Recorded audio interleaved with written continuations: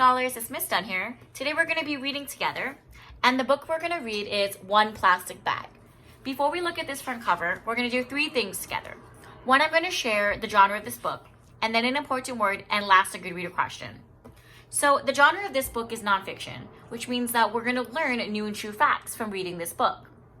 And because in this book we're going to be learning about a real person and their life, this book is called a biography. The second thing I want to share with you is an important word. That word is recycling. Can you say it with me? Recycling. Recycling means that we're turning trash or things that are ready to be thrown away into something new. So last thing that I want to share with you is a good reader question. That good reader question is, have you ever recycled something into something new? And if you can, share your idea with someone sitting next to you. Have you ever recycled something into something new? Great. For me, my answer is, in the summers when I watch my niece, we like to play lots of games. And one of the games that is one of our favorites is using our imagination to create settings and to be different characters. So there's one time that I remember because it was really fun. We took boxes that my mama was about to throw away and we made it into a veterinarian's office. And we pretended to be veterinarians that was operating on sick animals. So thinking about your answer to that question is going to help you connect to the main character in our story, Isatou Siese. So now let's take a look at the front cover. And take a second to think about what you notice in the front cover and any questions or wonderings that you are not having. Great. So there's some things that I know about Isatou Siese from research. One, I know her age is an adult in this book. I know that her gender is a woman, and I know that she has ancestors from the Gambia. So before we get started to read this book, the good reader skill that we're going to be practicing today is comparing and contrasting texts or books, which means that we are going to be finding something that is the same between two books and something that is different. So as we read this book today, I want you to be thinking about a book that we've read in the past that you are reminded of as we read this book. Great, let's get started. One Plastic Bag, Isatou Siese and the Recycling Women of the Gambia. This book was written by Miranda Paul and illustrated by Elizabeth Zunon.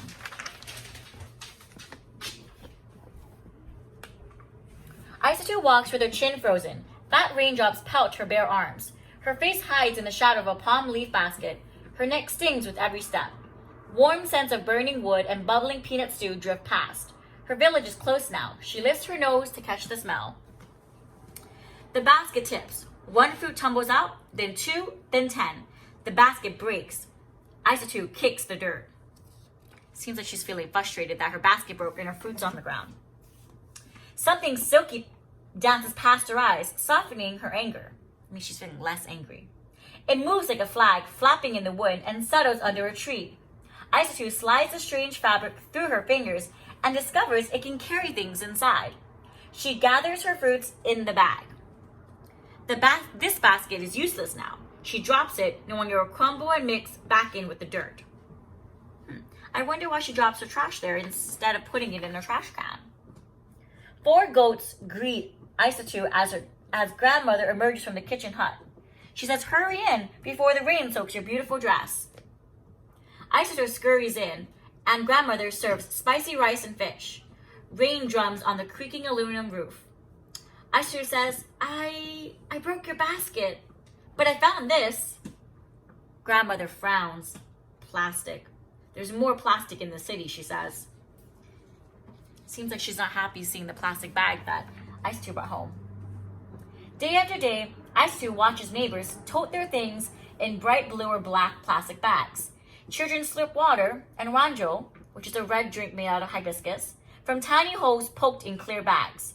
Market trays are filled with minties, or hard candies, wrapped in rainbows of plastic. The colors are beautiful, and she thinks. She swings her bag high, and then one of the handles of the bags breaks. 1 paper escapes, then 2 papers, then 10. Isatou shakes sand off her papers. Another plastic bag floats on by, and she tucks her things inside. The torn bag is useless now. She drops it in the dirt, as everyone does. There's nowhere else to put it. Sounds like the author is telling us that everyone drops their trash because there's no good place to put it. It sounds like a problem with no solution yet. Day after day, the bag she dropped is still there. 1 plastic bag becomes 2 plastic bags, becomes 10 plastic bags, then 100 plastic bags. She thinks plastic isn't beautiful anymore. Her feet step down a cleaner path, and the thought floats away. Years pass, and Aisu grows into a woman. She barely notices the ugliness growing around her. And the ugliness is the plastic bags, until the ugliness finds its way to her. Aisatu hears a goat crying and hurries toward her grandmother's house. Why is the goat tied up, she thinks to herself. Where's the other goats? We've had 4. Inside, the butcher is speaking in a low voice. Many goats have been eating these, he says. The bags twist around their insides, and the animals cannot survive. So now 3 of your goats and so many other goats in the village have died. Grandmother's powerful shoulders sag. Aisatu must be strong and do something. But what? Sounds like the author is telling us that one of the problems that is happening is that the piles of plastic bags are causing animals to get hurt and die. Aisatu's feet lead her to the old ugly road. A pile of garbage stands as wide as grandmother's cooking hut. How big is a house? Mosquitoes swarm near dirty pools of water alongside the pile. Smoke from the burning plastic stings her nose. Her feet back away. So it sounds like some people in the community are burning the plastic as their solution to get rid of the plastic bags and the garbage. Goats scamper past. They forage or they look through the trash for food. Her feet stop. She knows too much to ignore the problem now. So she holds her breath and plucks 1 plastic bag from the pile. Then she plucks 2 plastic bags, then 10, then 100. Let's stop here, scholars, and let's make a prediction or a good guess. What do you think that Aisatu is going to do with those plastic bags? Great, let's find out. What can we do? Aisatu asks her friends. Oh, it sounds like she's collaborating with other people. Let's wash them, says Fatim, pulling out the omoso. Marum grabs a bucket and Incha fetches water from the well. Peggy finds clothespins and they clip the wash bags on the line. Sounds like they're washing the bags to make them clean. I'm still wondering, what are they going to do with it? As the bags dry, Aisatu watches her sister crochet. Can you teach me, she asked. Yes, her sister says. So her sister shows the stitches and then hands her a metal tool. Aisatu's fingers are busy themselves, in and out and around, as she learns to crochet. Thank you, she says to her sister. Let's stop here, scholars, and let's make another prediction or a good guess. What do you think now that the plastic bags are clean that they're going to do with them? Great, let's find out. Aisatu finds a broomstick and carves her own tool from its wood. I wonder what she's going to use this tool for. What's that for? Her friend Fatim asks. Aisatu pauses. She and Peggy have an idea. But would her friends think she's crazy? Would the idea even work?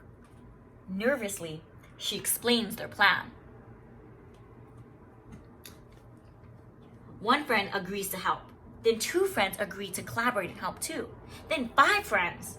The women cut the bags into strips and then roll them into spools of plastic thread. Before long, they teach themselves how to crochet with this thread. So the author and illustrator are showing us here and telling us that they're using the plastic bags and turning it into thread, into light thread, so that they can crochet it or weave it into something. How's the work, grandmother asks. Slow, Aisatu says. Some people in the village laugh at us. Others call us dirty. But I believe what we're doing is good. The women crochet by candlelight, away from those who mock them. So it sounds like some people in their community don't think that their idea is good because they laugh at them and they call them names like dirty. This is actually reminding me of another book that we read, a book called The Boy Who Harnessed the Wind, where Willem Kempwamba had an idea to build a windmill out of garbage that he found. And some people in his community also laughed at him and called him crazy and didn't think his idea was good. Until morning comes when they would no longer work in secret. So the illustrator is showing what they created or what they made from the plastic bags. Looks like they made purses. Fingers were sore and blistered. That means they worked really hard. Isa2 hauls the recycled purses to the city. One person laughs at her. Then 2 people laugh at her. And then 10 people laugh at her. And then one woman lays the lassie coins, or that's the Gambian money, on the table. She chooses a purse and shows it to her friend. Then 2, and then 10. And soon, everyone wants a purse.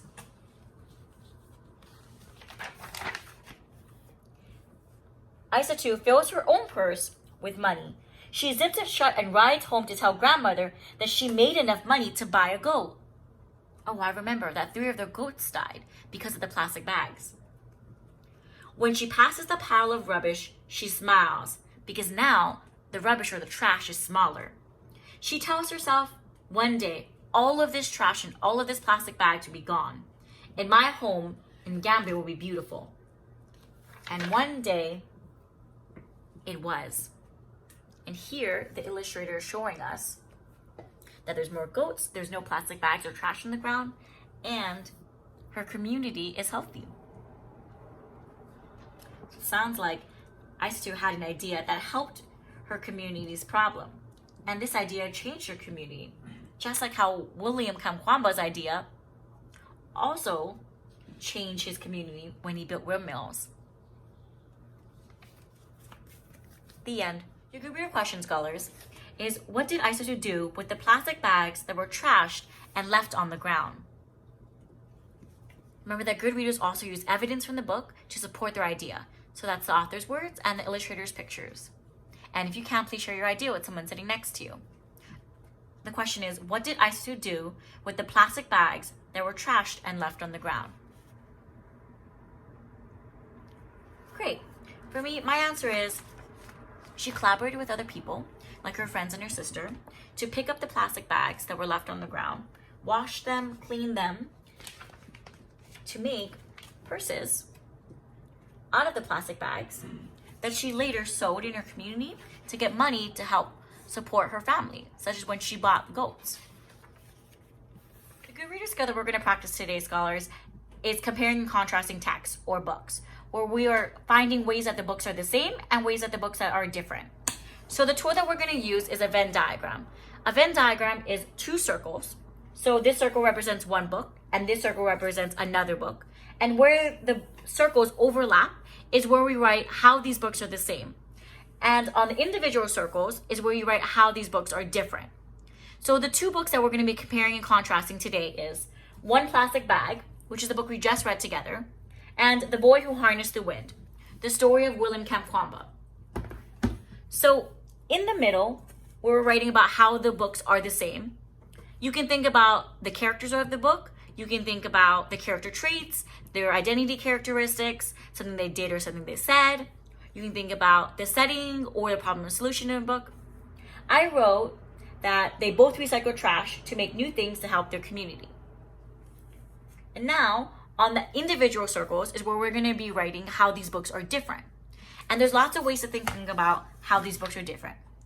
One way is you can think about the setting of the book. So for example, in One Plastic Bag, the setting is in the Gambia, whereas in The Boy Who Harnessed the Wind, the setting is in Malawi. You can also think about the main character of the books that you are comparing and contrasting.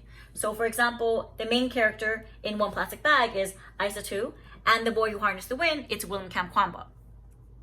So we can talk about the character's identity characteristics, such as one is gender. So Isa2's gender identity is a woman, whereas William's gender identity is a boy. Or Isa2's age identity is an adult, and William's age identity is a child in this book. You can also think about the problem and solution in these 2 books and how they're different. So for example, the problem in One Plastic Bag is that there was too much trash and nowhere to put it, and then animals started eating it and getting hurt. Whereas the problem in The Boy Who Harnessed the Wind, there was a drought and the crops didn't get water, and so there was no food for the community. And the solution, or what the character did, Isa 2 made purses out of plastic bags, whereas William, his solution or his idea was to build windmills to collect water for his crops to help feed his community. So there's lots of different ways to think about how these books are different. Your assignment today, scholars, is to come up with one way of how these two books, One Plastic Bag and The Boy Who Harnessed the Wind, are different. And if you want to challenge yourself, you can come up with more than one idea, and more than one idea of how these books are the same. We can't wait to read your ideas. Have a great day, scholars. Bye.